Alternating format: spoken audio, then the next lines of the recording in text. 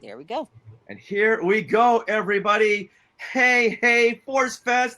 I am Richard Woloski, and I want to welcome you all to Navigating Fandom with Different Abilities. Now, before we get started, I wanted to remind everyone that Forcefest is raising money for Make-A-Wish, and your donation will directly fund wishes for critically ill children. So please go ahead and donate to the link in the chat, or Get Vocal will match 33% of all donations made through the Get Vocal coin. So let's raise the roof for Get Vocal, woo! And for everyone else for donating. We can't tell you how much we appreciate it.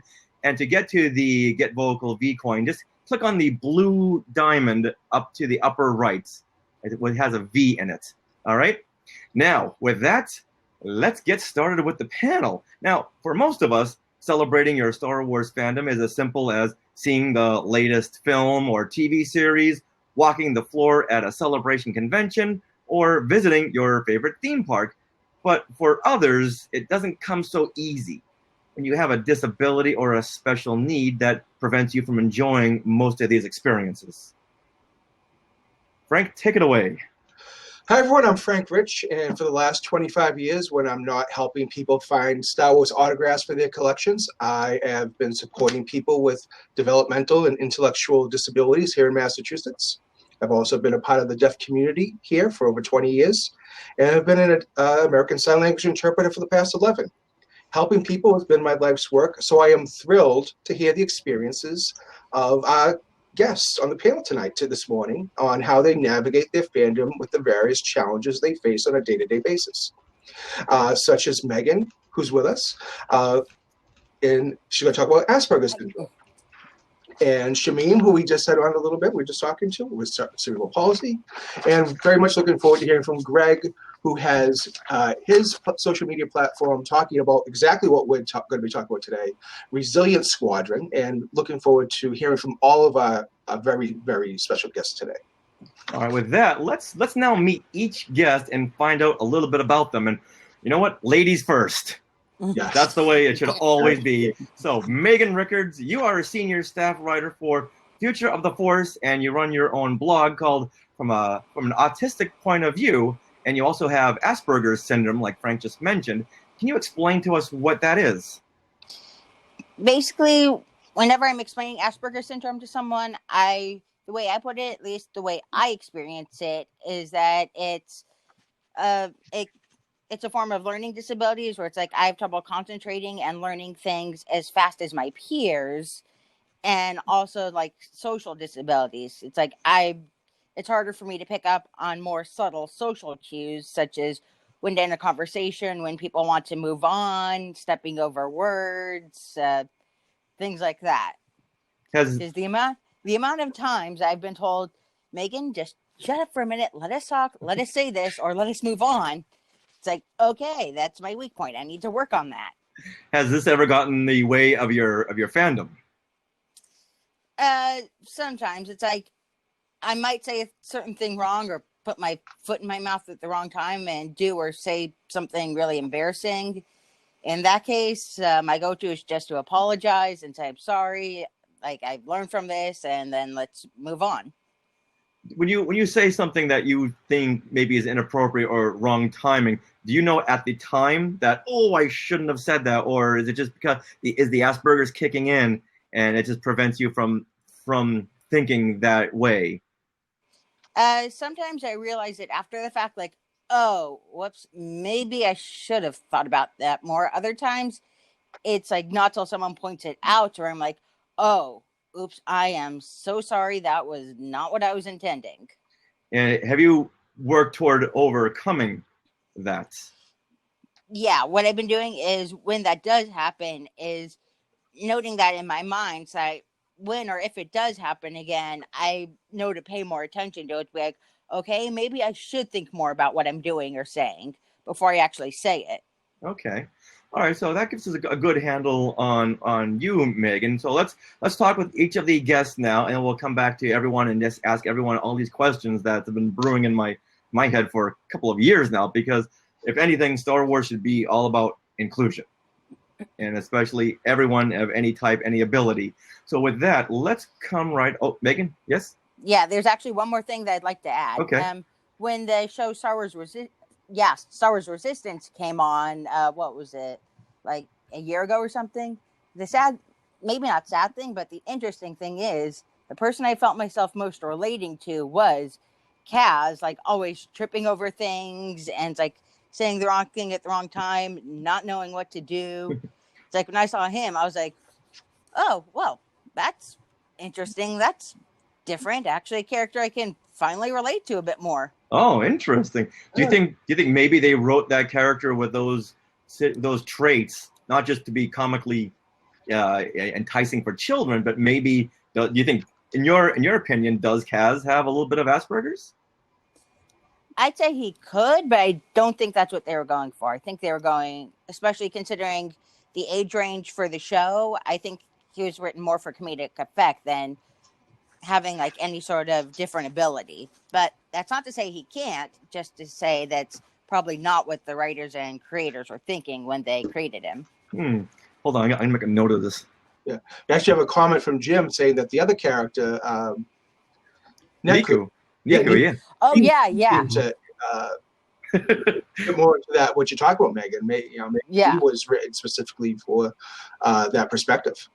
That representation, like Greg said, when we talk about diversity, we think of certain things, but this is part of it as well.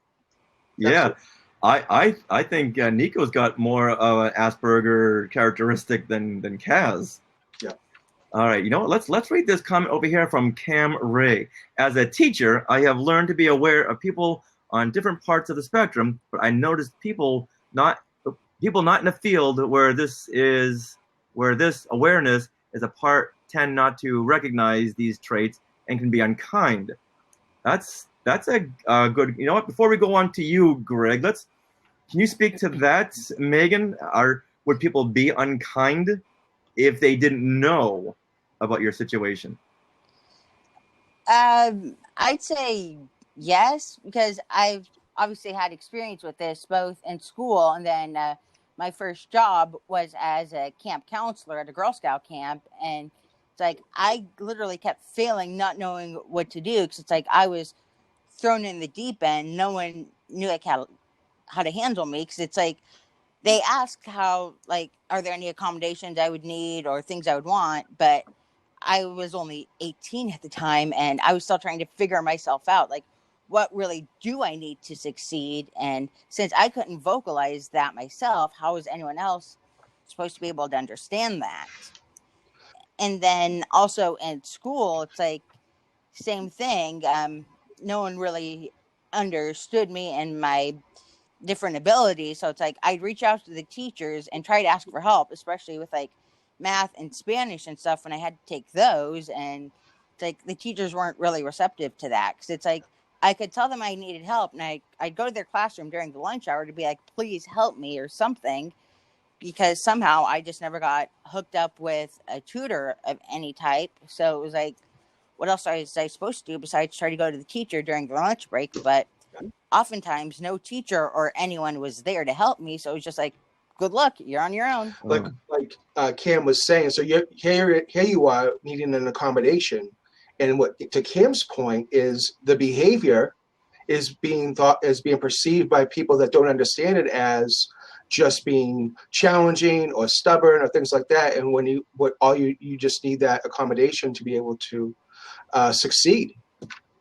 Yeah, that, and especially by high school, I think part of it was, especially when I got home and it came time for homework, I had just given up on the concept of school essentially, because no one was helping me. No one was really encouraging me to try harder. So I guess mentally, even if it was subconsciously, it's like, what's the point? Why should I do this? It's like, I know I need to, but why? Wow. As Jim Aston pointed out in the chat, a major issue is mental illness is largely invisible. You don't have a wheelchair or something obvious.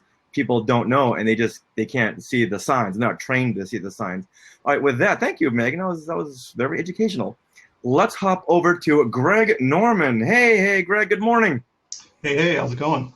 Good, thanks. Now, you run the social media group Resilience Squadron. So tell us about that and about your disability.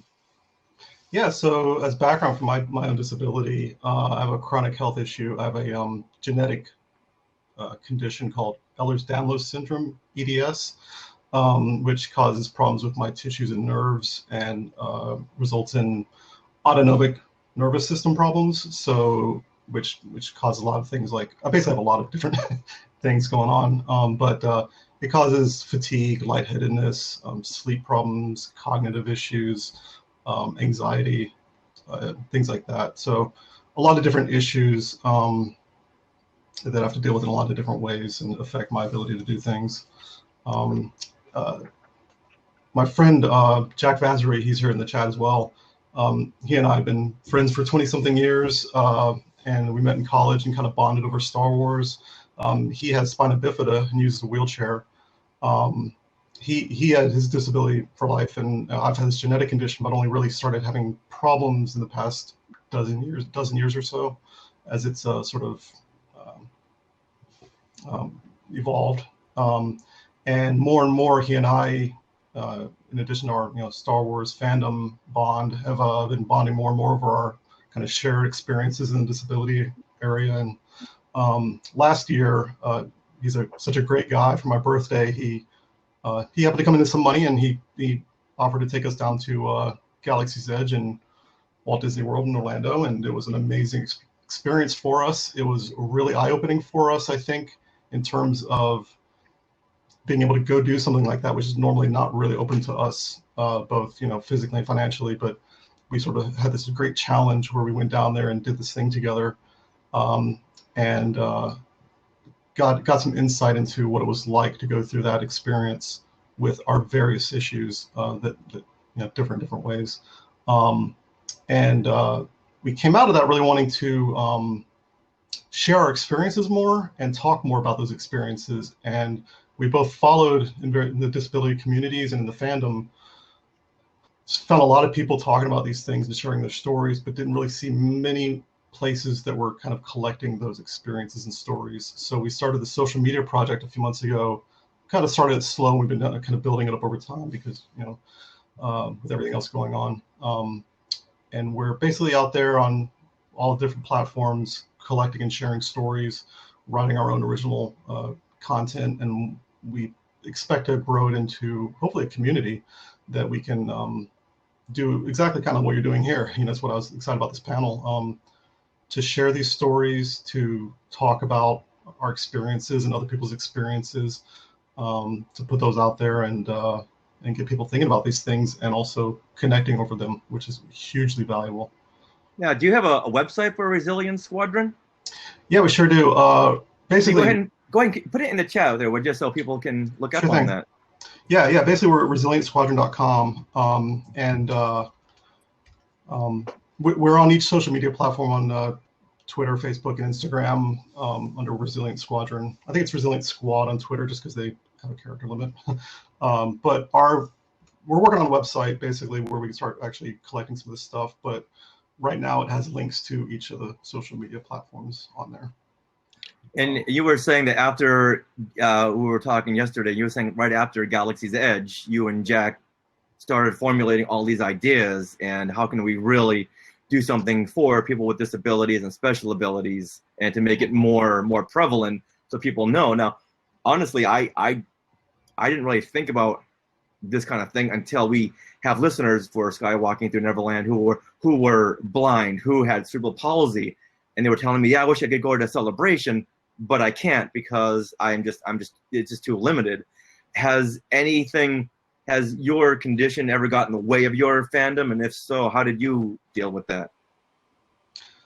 Yeah, I would say so.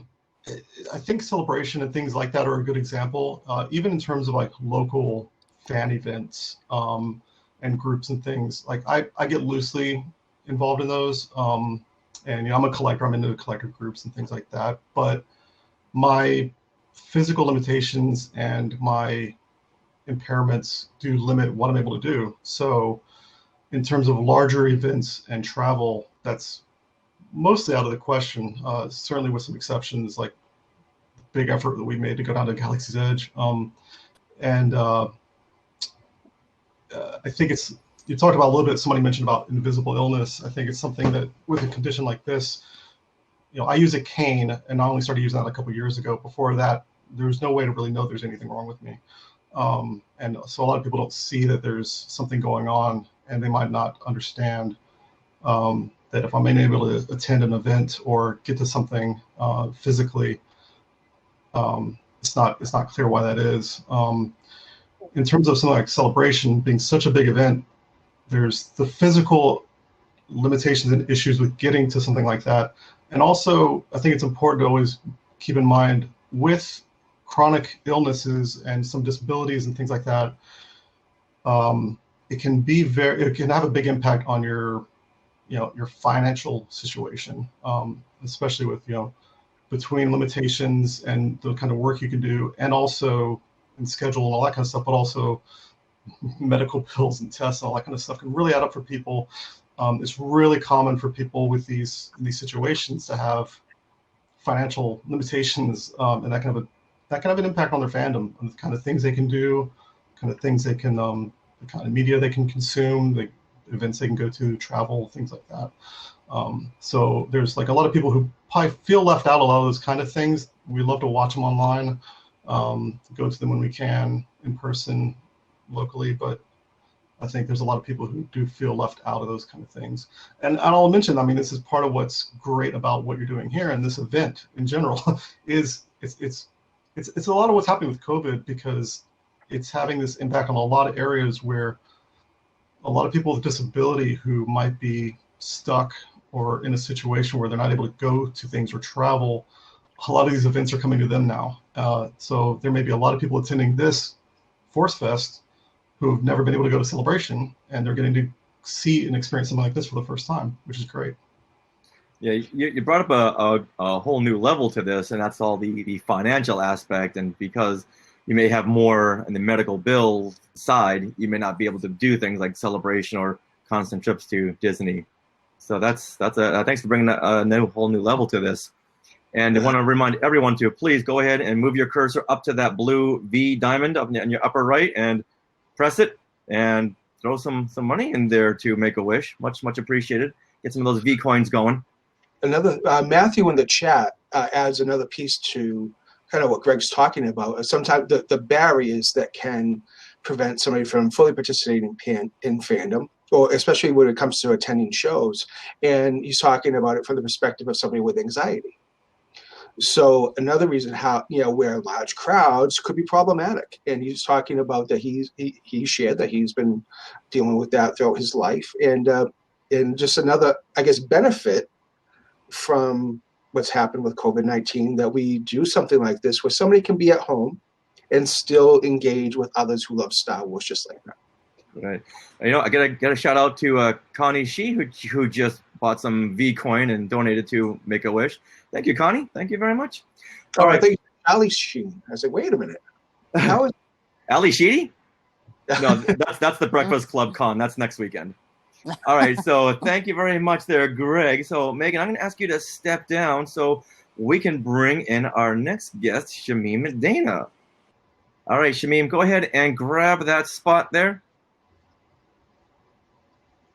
And here he is, ladies and gentlemen, Shamim Dana. Hey, Shamim. Hey, thanks for being here, buddy. Now, welcome. I can say that you're one of the inspirations for this panel, because really before I knew you, some things just went over my head, like people with cerebral palsy and their fandom and how they navigate fandom. And then when you and I started connecting, I saw fandom on a whole new level. So let's go back to that. Now you have cerebral palsy.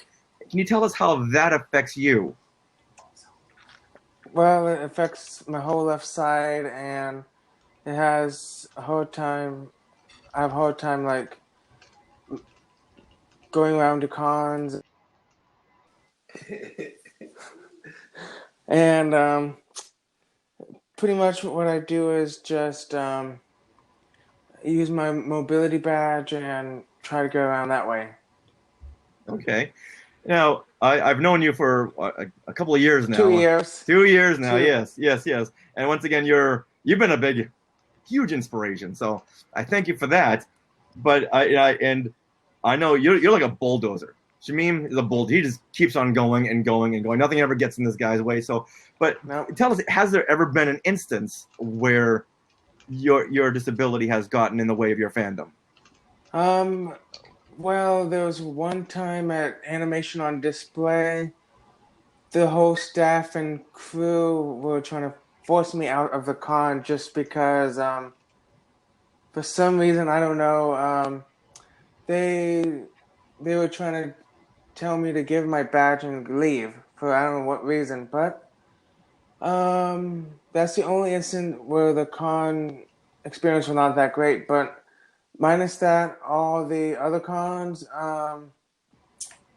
pretty much all around good experiences. Been to like San Diego Comic-Con one time, and then been to Phoenix about 3 times, and I've been to my friend's MouseCon Steve Wyatt, where they do all mini Disney stuff. That's all. Okay, when you say that they had told you to leave the convention, can you? Yeah. Yeah, let's So, go into that one. What happened there? okay, so it was Animation on Display. I got there, and then I was talking to my favorite YouTuber, which is Little Karibo. He is the Umbridger for Yu-Gi-Oh!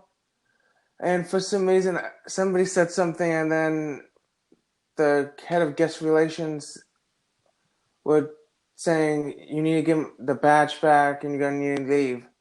But my dad was there. He tried to explain to them about me, and then they allowed me to stay for a little bit, and then I had to leave.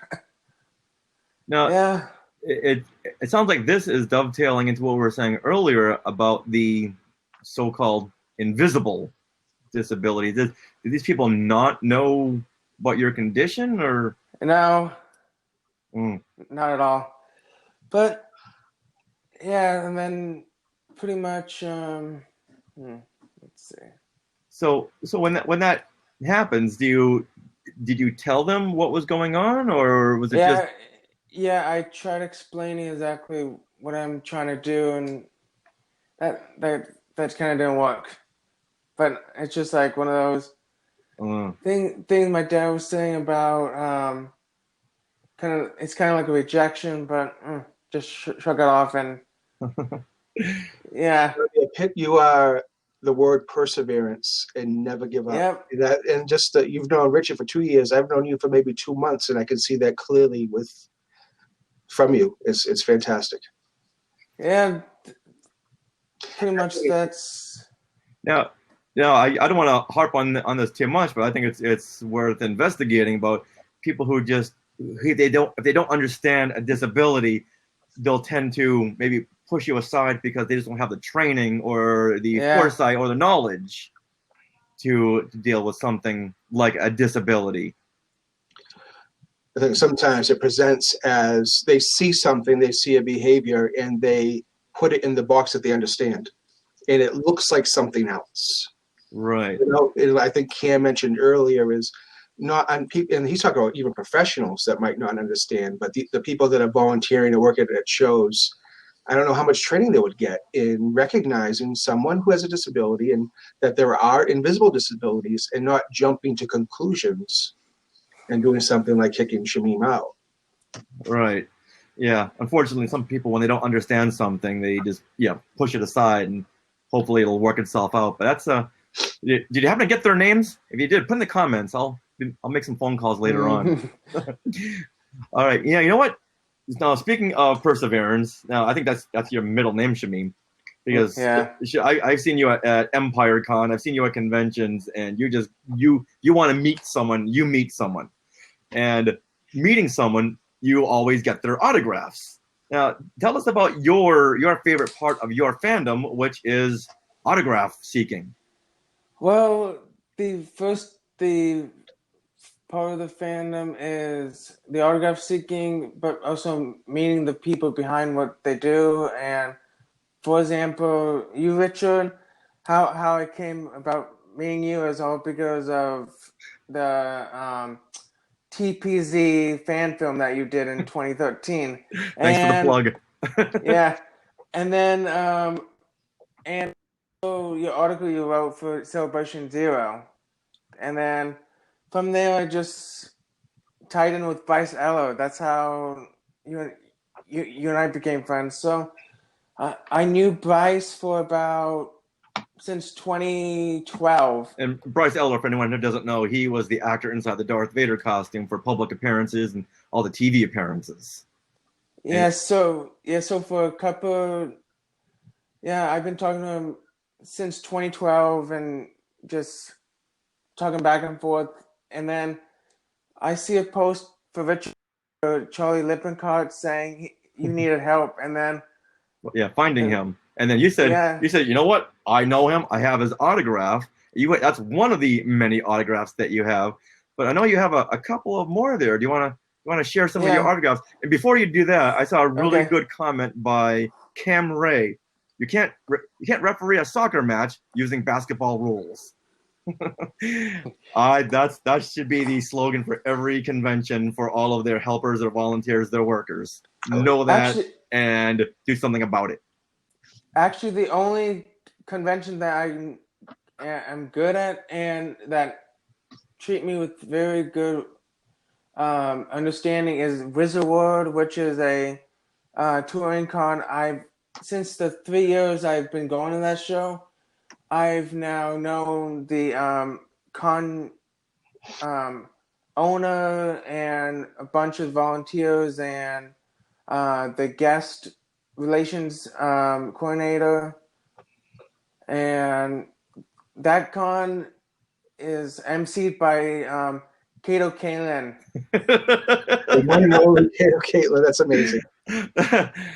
Yeah, because they think his entertaining host is a very good thing for the show, because pretty much what I experienced with Kato was like he drags everybody on stage. Yeah. And for anyone who doesn't remember Kato Kalin, refer back to 1995 and the whole O.J. Simpson thing. But you know what? Well, let's save that for the Kato Kalin con in 2 more weeks. But for right now, I want you to make Frank jealous, okay? Come on. Okay. Don't make me autographs. I want to see them. Okay, first, hold on, turn this button. Turn this. Frank is chomping at the bit for this. I'm ready. That's what I've been waiting for. One, Harrison Ford. Oh, nice. Now, for anyone who doesn't know, Frank, you have a giant, enormous Star Wars autograph collection and even run a site. I love collecting autographs, and I love seeing unique items like this baseball signed by Harrison Ford. That I love it. I love seeing things like that because I wouldn't collect that, so I love seeing how people express themselves through autograph collecting. Love it. Yeah. Frank, you're salivating. I am. Can you see Second is Billy D. Williams. Good old Billy. Nice. To give people an idea of how deep Shameen goes with his autograph collecting, I saw on his poster he has Billy D. Williams' manager, Derek Mackey, on his poster. That is dedication. And if you've ever seen Billy D. Williams in person, you know who Derek Mackey is because he wears a shiny, very showy suit, and he's always next to him. He's very tall. And show one more, and then we'll open up the panel for everyone else. Oh, look at this! Look at this! Open! Come on! Hold on. Oh my God! I'm actually looking to buy this book signed by him. Oh.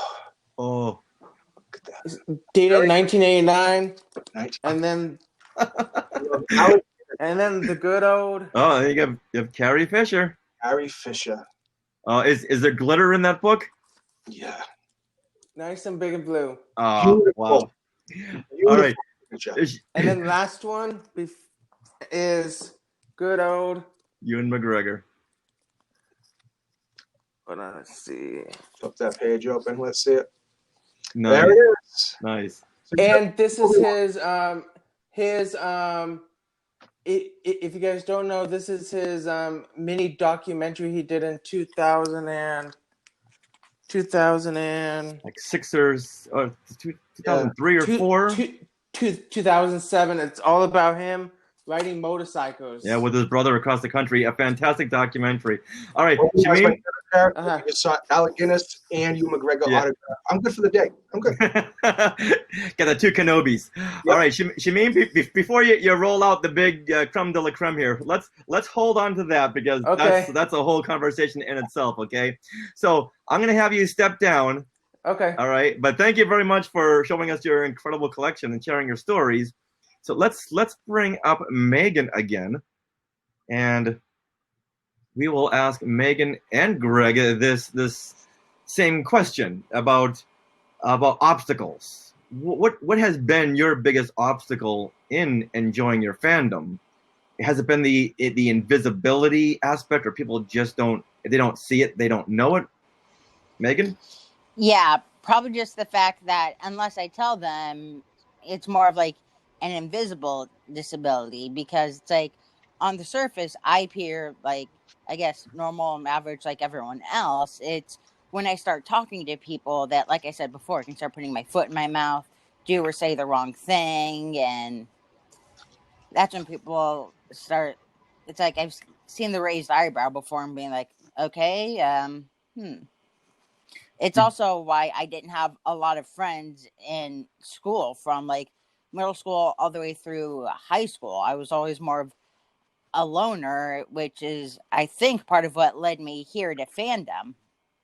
Well, first blogging and then Fandom, because I was just trying to find a way to connect with other people and just be myself and have some sort of friends, even if they were online or from a distance. Have you ever had a situation like with Shamim where someone just didn't understand and moved you aside and didn't want to or couldn't deal with it? Yeah. Well, I'd say it was more because I wasn't as I guess emotionally mature as other people, especially in high school, where everyone else was moving on to shows like Friends, Grey's Anatomy, CSI, things like that. I was still more into the animation cartoon Disney world, so it's like I couldn't relate to people, so it's like they just quickly brushed me off. It's like, she's different, she doesn't like what we do, so just ignore her, bully her, move on. At what point did you learn how to combat that? Probably not till, I mean, my entire school life, I just lived by what my mom always taught me was, if people don't want to accept you for who you are, then why do you need them? And I've just kept it that my whole life and just stayed in my own bubble. If someone wanted to be friends with me and they like the same things I did, then great, we can be friends. If not, like I just said, why do I need you in my life? Because I couldn't figure out, like, I guess the social politics, especially like high school and stuff. So it was like, okay, I'm fine just doing my own thing, just reading, attempting to get my homework done, diving deeper into pop culture. And because it actually wasn't until college, when one of my neighbors, I guess, who lived right next door to me at the time, introduced me to Star Wars, and from there the rest is history. I dove deep into Star Wars and haven't been the same since.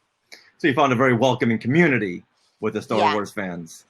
Yeah, and it's only now recently that I've felt like I've really found a true community where I have actual friends that I can reach out to for not just Star Wars stuff, but also like stuff in my own life. If I need people to, like, say, if I need to vent something, but I can't like vent it on my blog just because I don't have time to or whatever, I've now found friends and people I can trust to talk about different things with. Okay. Well, welcome to Star Wars fan community. Yeah. Right here, this is where the happiness is with Forcefest. Yeah, I'm just glad that after all my years of struggle, I finally found friends and people I can trust and people that I can relate to and talk about with. Again, like I said, not just my personal life, but also Star Wars stuff and people I guess that I can geek out with. Oh, and there you have it. There we are. We're right here for you. All right, Greg, how about you? Has there ever been an obstacle to enjoying your fandom, and how did you overcome that? It's a good question. I think a lot of the stuff I mentioned about, being able to attend events, get-togethers, gatherings, traveling to events. Um, uh, there are some, like a lot of what I've learned, I have my experiences and limitations, but I also have been learning a lot about other people's experience limitations. And so like I can't attend certain events. I can't get out and do things much, but I also know a lot of friends and I've got to know a lot of people like Jack, uh, my friend in the chat is a great example of given his experiences with his wheelchair, going to cons because he attends a lot more cons and events than I do, um, and being able to reach accessible locations when there's like celebrities and stuff. Often it's like an afterthought for people organizing those events.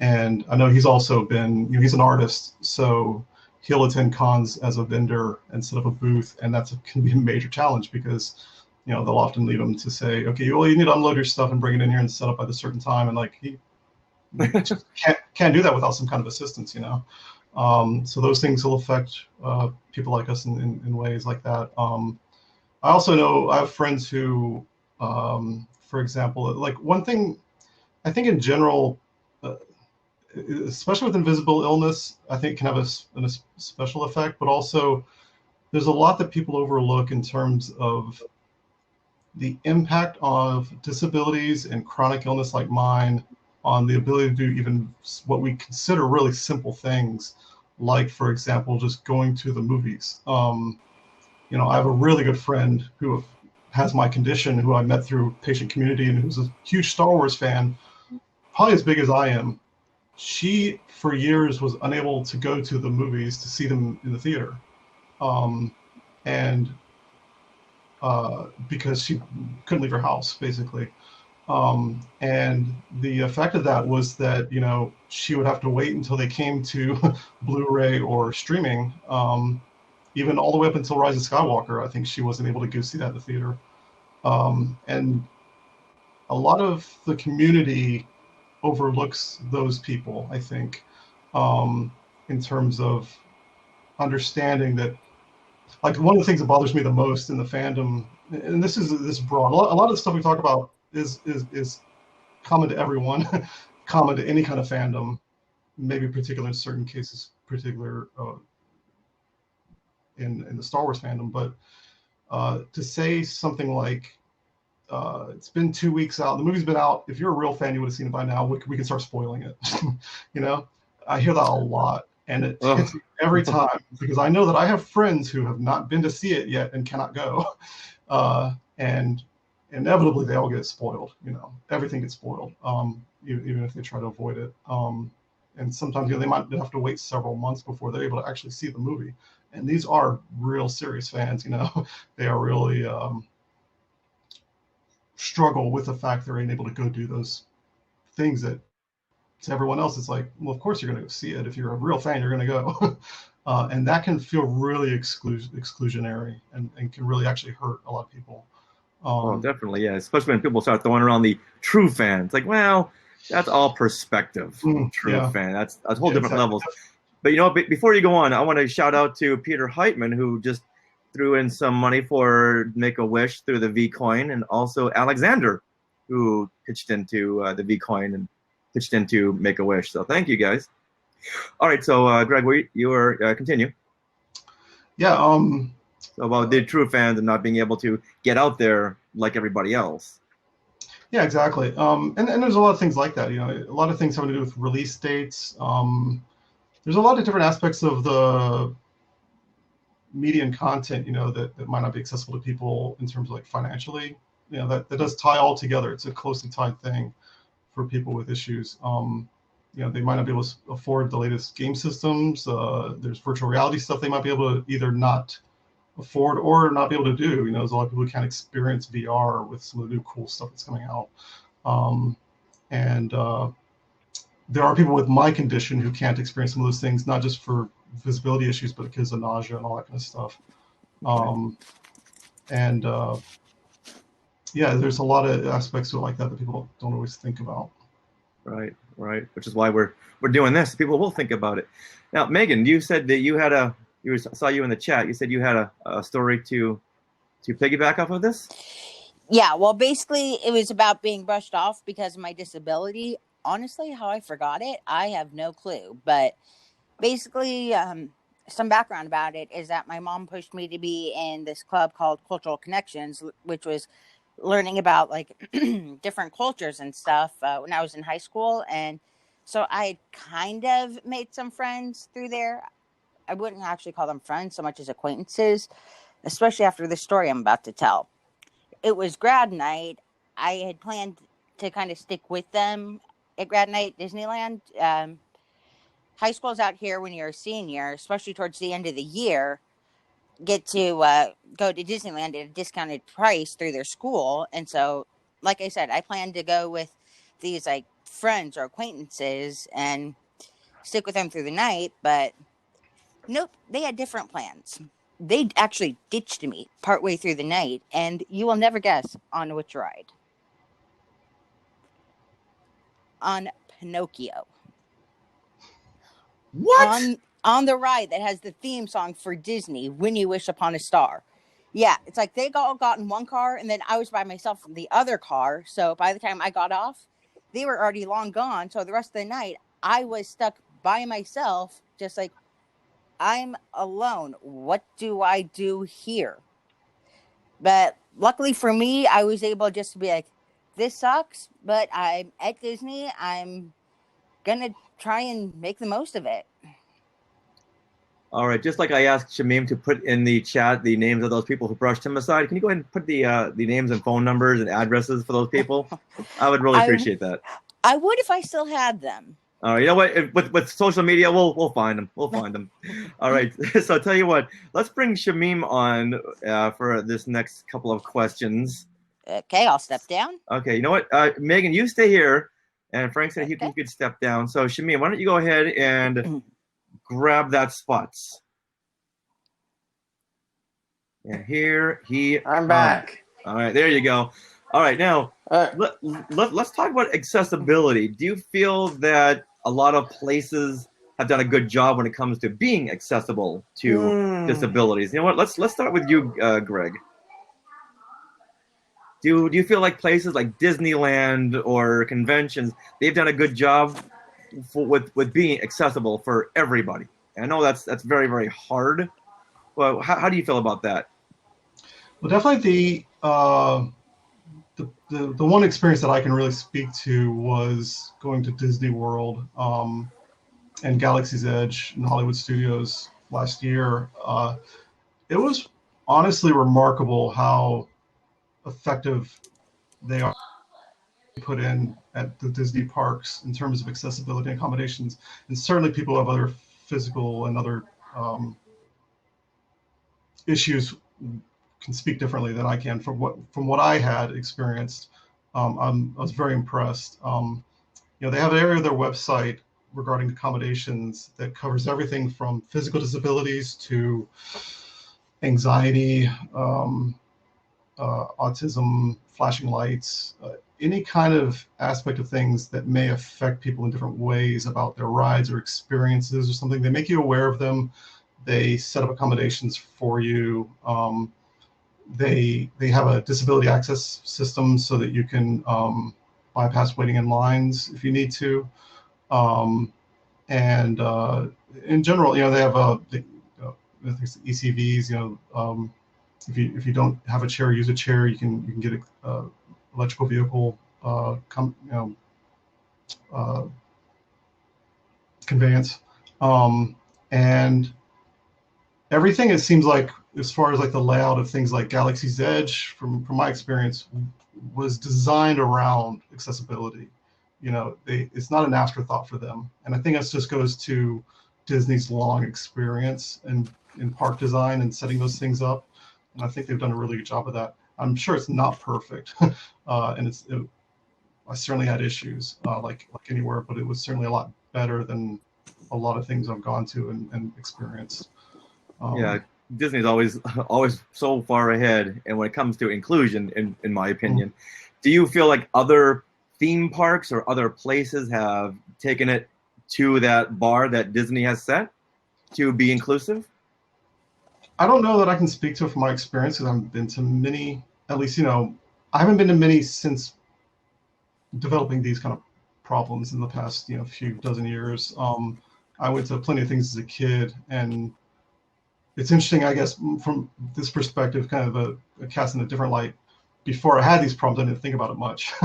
I certainly learned a lot from my friend Jack and other friends about the experience of just being disabled and accessibility around areas. So I've become more aware of it, but really until I started experiencing it myself, I didn't really even look for those kind of things very often.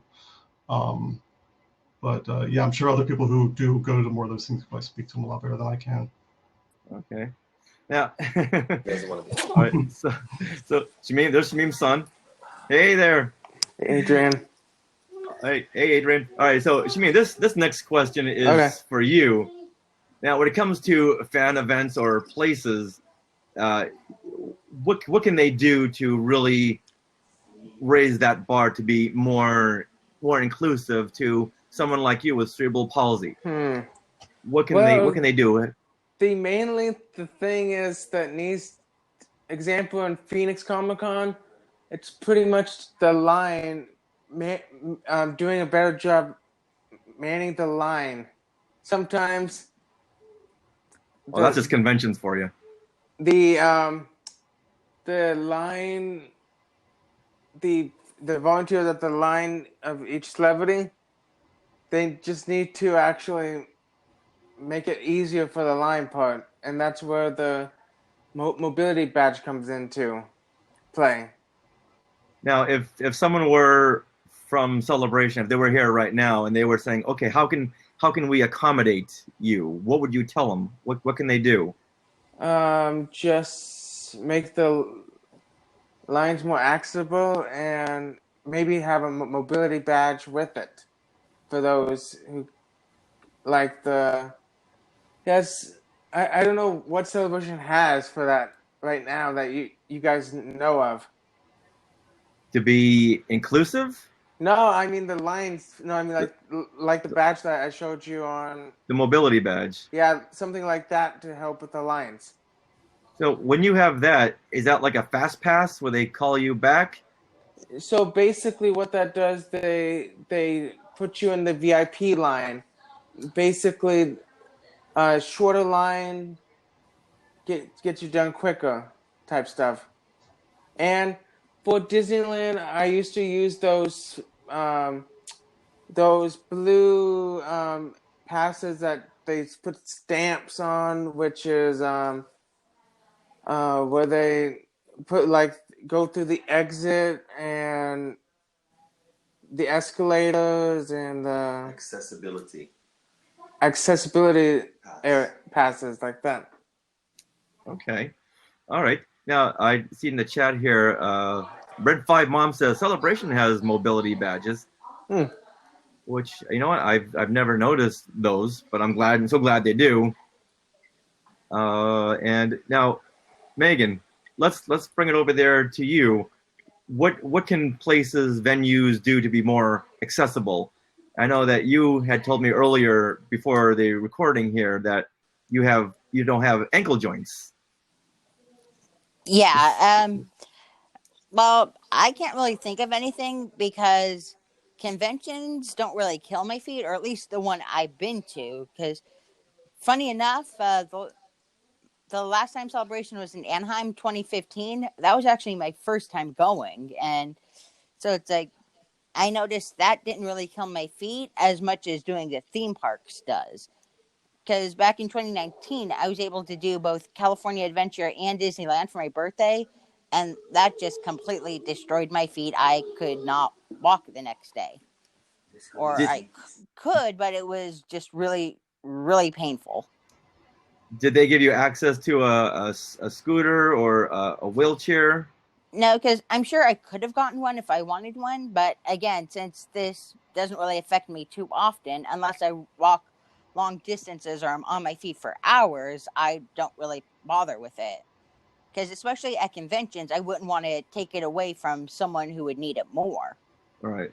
Okay. My pain tolerance is high, and then if it gets really bad, I have ways of coping with the pain. So it's like let other people who need it more use it. I'm fine on my own. Okay. When I just brought up the fact that you told me that you don't have any ankle joints, how does that affect your walking? On day to day situation, it doesn't. But again, when I do long distances, I'd say anything over like 2 miles, or if I'm forced to stand in line for hours, like at the DMV, last time I had to go and renew my driver's license. Yeah, that was fun. Yeah, Because the DMV and Star Wars fandom shouldn't even belong in the same sentence. yeah, because funny thing is, last time I went, they took out the chair, so you were forced to stand in line. Oh my goodness. Oh And my that was goodness. before, and that was long before COVID. So Oh, I'm These are sorry to hear that. good examples of where people just don't think about the impact that their decisions have on people. yeah, so at least I know I have high pain tolerance. I can put up with it for what I need to, and then So what would it take? This is for everybody here. What would it take for people to be more aware of these? I hate to say invisible disabilities, but people with special needs that you may not be able to see firsthand at first sight. You may not be able to see that. How could they become more aware of this? It sounds like this is the biggest problem of all.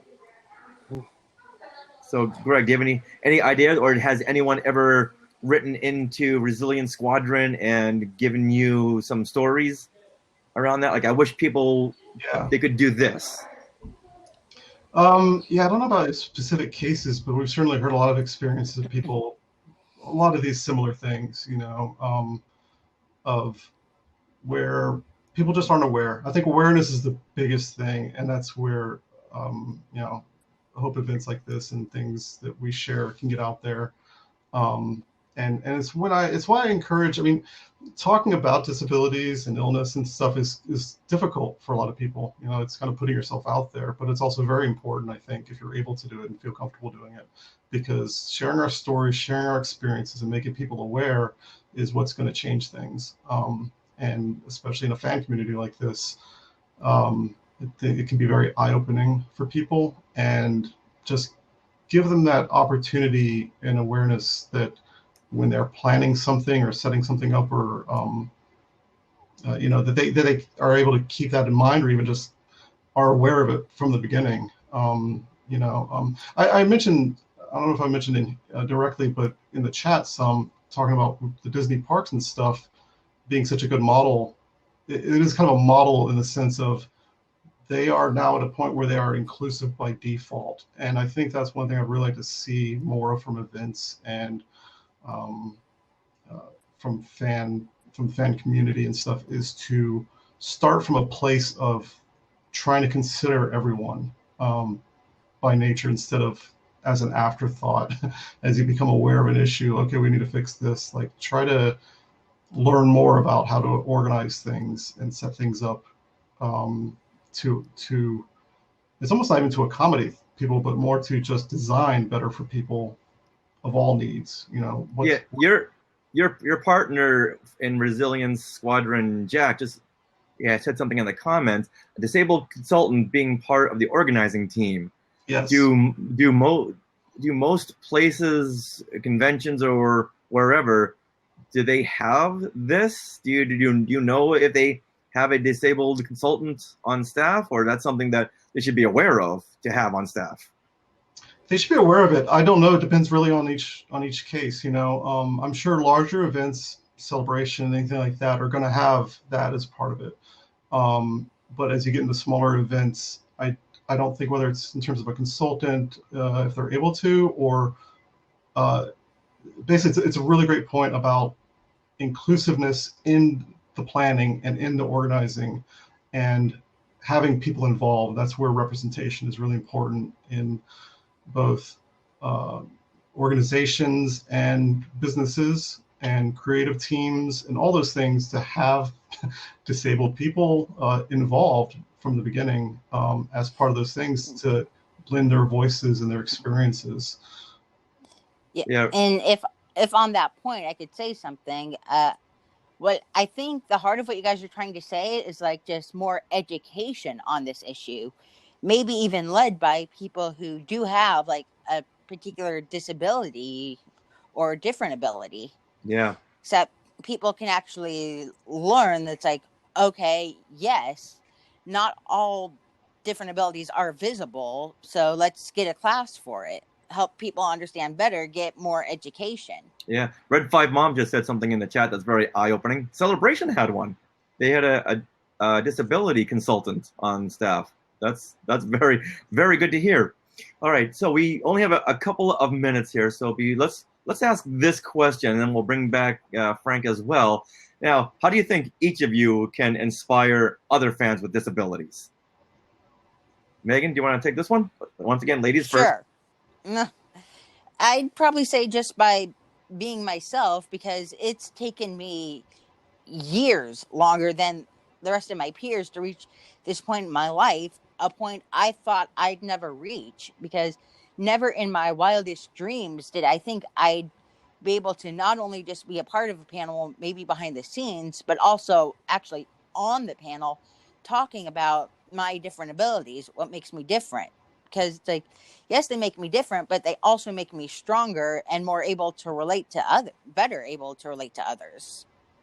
So it's like, no matter how long it takes, just keep pushing through, do whatever you need to, give yourself whatever goals you need to reach the next step in your life, take the next step. And before you know it, you'll be achieving things you never thought possible. Well, here. All right. Shamim, how about yourself? How can you inspire others with disabilities? Well, I would say just be yourself and persevere, and don't keep your head up, and don't give up when things are down. Just be yourself, and that's pretty much what you gotta do. And set goals for yourself and achieve the goals. From what James Arnold Taylor said in his book.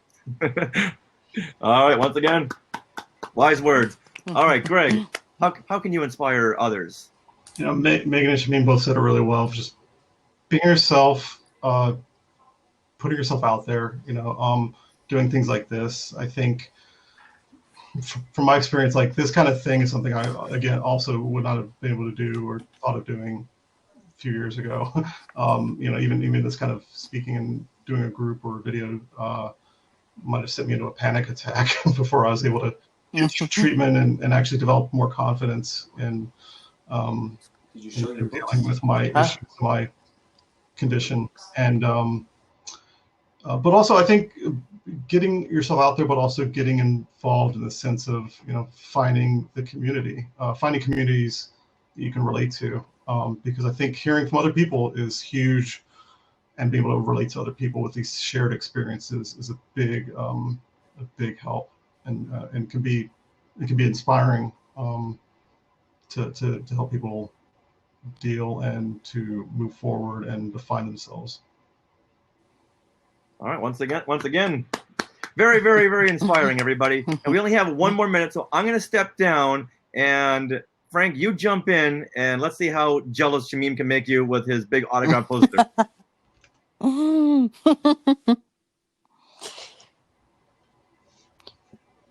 Show me the autographs. Get ready for your jaws to drop, people. Oh, beautiful. Look at all that ink. Beautiful. Different colors. That's a nice one. Little glare, but that I don't even need to see the exact signatures. Just how many. Derek Mackey's right here. Derek Mackey. Derek Mackey is a very good guy. He's done a lot for our hobby. And then there's Patrick Conway from Beckett.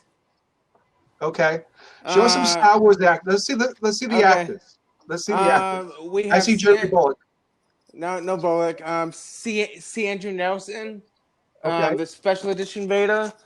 We have Peter Mayhew, Chewbacca, Nice one. Ray Park, Very nice. Hey, Shameen, Richard. let's get the comic book one up. Okay, and then That has been awesome. I love Revenge of the Sith, one of my favorite movies of all the Star Wars movies. This first, tell the people that are watching how many autographs you have on that one poster. 1,012. Folks, that was 1,012 signatures on that one poster. Just in case you missed. That And is then incredible. the main ones are Stan Lee right there, Taylor Nice. Strong right over here. Wait, no, over. Hey, give me about 5 minutes. And then here is Taylor Strong right there. We Jason David Frank from the Power Rangers. What We kind of have lightsaber did he have? Kato Kalin up in the corner. You gotta bring it down. We have I think you have one very special autograph on there from somebody who might be here with us right now. Richard. Is It's right there. Richard is on that poster, along with 1,011 other signatures. You got and Woloski. and the other one is Steve Grad. It's right there. Awesome. Well, that's a great poster. And so the history on that poster is the movie. I saw the movie in 2014, and then I have first I had a goal of getting all the cast to sign the poster, but when that didn't work out, I just went to everybody and get each and every one done. Right now, I have about 5 cast of the movie, but Awesome. missing Mark Hamill. And I've been working on this project for 6 years now, since April 19th of 2014, and now it's been 6 years. Once I get Mark Hamill on that, and I will call it done. Very nice. Yes, and these two, John and Katana from Katana Comics, were the 1,011 and 1,012, and Albin Johnson was 1,000th person From the on Battle that poster. that is, Shameen, that is Richard. awesome. There's Richard's autograph. There it is. All right. Can't say. He asked me for my autograph, so okay, we'll do that. All right, We gotta Shameen. thank everybody. Look at all these donations that are coming in. Yes, once again, Annie Kaiser had pitched some more in. Peter Heitman had pitched some more in through the Get Vocal V coin, and once again, Get Vocal is going to match 33% of everything that's thrown in. So people just keep throwing them in, and go to the link right there in the chat that Chase had put up, and that is to the Make a Wish to the actual page to donate. So let's go ahead and thank everyone for being here. Thank you, Megan. Thanks, everybody. Thank you, Shameen. Thank you, everybody, for coming. Thank you, Chase, for being our admin right over here. And Thanks, Chase. thank you, Frank. And I'm going to step down so we can thank Greg. So, Frank, on behalf of me, thank Greg. And thank you, everyone, for joining in. We're 3 minutes over our Nope. All right, Greg. Is Greg popping back up? Thanks a lot for having me on. Guys, I want to say, all right, Greg, awesome. I want to say, just from watching the chat, how many people it seems can relate to the stories that you've told. And that, I think, was the whole point of this. Celebration is about making connections with other fans. And your perspectives is so, people need to hear it. And from what I'm seeing, people heard it. And I have to thank you so much. Such a privilege to be part of this panel.